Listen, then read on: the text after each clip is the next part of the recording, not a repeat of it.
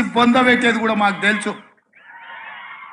ఆయన నల్గొండలో మాటల సందర్భంలో మా ఉత్తమన్న జానన్న ఎంకన్నా ఉండి మా జిల్లాలో మొత్తం గెలుస్తామన్నారు. సంతోషమయ్యా, మీరు ఎన్నన్నా గెలవండి, మా బిడ్డలు ఇంకొక సీట్ ఎక్కువ గెలిపిస్తారని చెప్పిన. నేను నల్గొండలు చెప్పిన. ఇవాళ మా ఎంకన్న వాళ్ళు 11 గెలిస్తే మా బిడ్డలు 12 గెలిపించిరా. మళ్ళీ మా ఎంకన్న ఇవాళ అంటనే ఉండి పక్కల నుంచి మా నల్గొండ భువనగిరి మేము అల్క గెలుతామే, మరి నీ సంగతి ఏందని. ఇక నా సంగతి ఏందో మీరే చెప్పాలి, ఎందుకంటే ఇక నేను కాదు కదా చెప్పాల్సింది. మరి మన నాగర్ కర్నూలు మన మహబూబ్నగర్ గెలవాలనా లేదా? మరి గెలవాలంటే ఎవరు కష్టపడాల్సింది? మన 12 మందిని గెలిపించింది మీరే కదా. మరి రేపైనా ఈ 2 గెలిపించాల్సింది, తెలంగాణలో 14 గెలిపించడానికి ఆశీర్వదించాల్సింది మీరే కదా మిత్రులారా. ఇవాళ నేను ఒకటే మాట చెప్పదలుచు. 94 నుంచి 2004 వరకు తెలుగుదేశం పార్టీ అధికారంలో ఉంది. 2004 నుంచి 2014 వరకు డాక్టర్ వైఎస్ రాజశేఖర రెడ్డి గారి నేతృత్వంలో కాంగ్రెస్ అధికారంలో ఉంది. 2014 నుంచి 2024 వరకు చంద్రశేఖరరావు టీఆర్ఎస్ పార్టీ అధికారంలో ఉంది. ఇవాళ ఈ వేదిక మీద నుంచి చంద్రశేఖరరావు మందేసినవో మందేయలేదో నాకు తెలియదు, నువ్వు వండుకున్నావో పండుకోలేదో నాకు తెలియదు. వాళ్ళ ఇంట్లో నేను చెప్తున్నా, లేపూరి చంద్రశేఖరరావుని టీవీ చూపించురే రేవంత్ రెడ్డి ఏం చెప్తున్నాడు. 2024 నుంచి 2034 వరకు కాంగ్రెస్ పార్టీ తెలంగాణ గడ్డ మీద ఈ 10 ఏళ్ళు ప్రభుత్వం ఉంటుంది.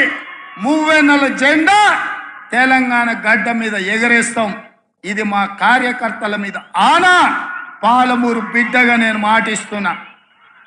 10 ఏళ్ళు తెలుగుదేశం, 10 ఏళ్ళు కాంగ్రెస్, 10 ఏళ్ళు బీఆర్ఎస్, మళ్ళా 10 ఏళ్ళు పాలమూరు బిడ్డగా చెప్తున్న కాంగ్రెస్ ప్రభుత్వం. ఇందిరమ్మ రాజ్యం ఉంటుంది. దళితులకు, గిరిజనులకు, బడుగులకు, బలైన వర్గాలకు, ఆదివాసీలకు, మైనారిటీలకు, మహిళలకు, నిరుద్యోగ యువకులకు, ఉద్యమకారులకు, అమరవీరుల కుటుంబాలను ఆదుకొని బాగు చేసే బాధ్యత నాది.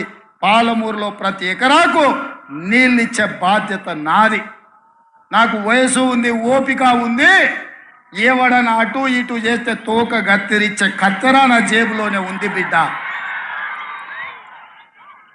అందుకే మిత్రులారా, ఇది మళ్ళీ మళ్ళీ వచ్చే అవకాశం కాదు. ఈ అవకాశాన్ని జారవిడ్చుకుంటే 10 మంది ముందల పలసనైపోతాం. పాలమూరు బలహీన పడుతుంది. పాలమూరు మళ్ళీ ఎడారిగా మారుతుంది.